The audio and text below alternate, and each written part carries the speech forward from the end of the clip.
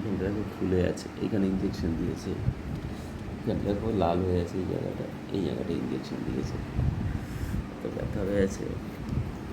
এই জন্যই মনে হয় মাঝে মধ্যে সব কিছু খাওয়াটা দরকার। আমি একদম কিছু খাচ্ছিলাম না, মানে কিছু খাই না ইন জেনারেল, তো সেই জন্য মনে হয় এতটা প্রবলেম হচ্ছিল।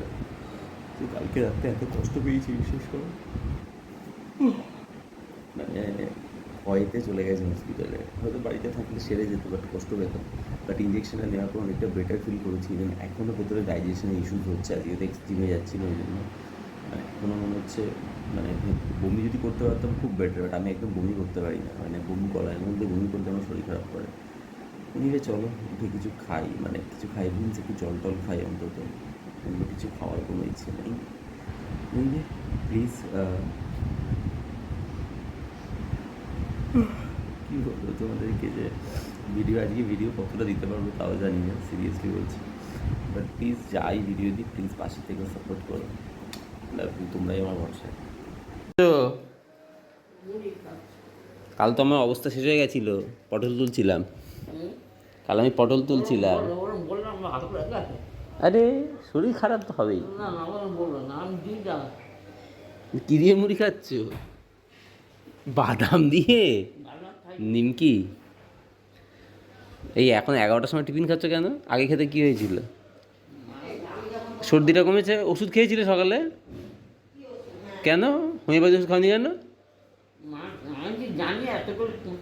হোমিওপ্যাথিটা খাবে, ওটা খেয়েই তো শরীরটা ঠিক হয়েছে। আচ্ছা বৃষ্টি নেমেছে, মানুষের আরও সর্দি বেশি হবে। বাবা তোমার শরীর ঠিক আছে?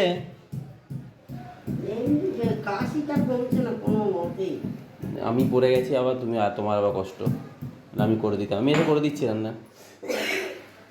বাবা তোমার কাশিটাই তো আছে, ওটাই এখন কমতে সময় লাগবে। তুমি জলের কাজগুলো করো না, ওগুলো আমি করে দেবো। সো এখন বাজে ঘড়িতে 2:30, জাস্ট স্নান করলাম, চুলটা হালকা ভিজেছি, বেশি ভেজে যায়নি দেখো।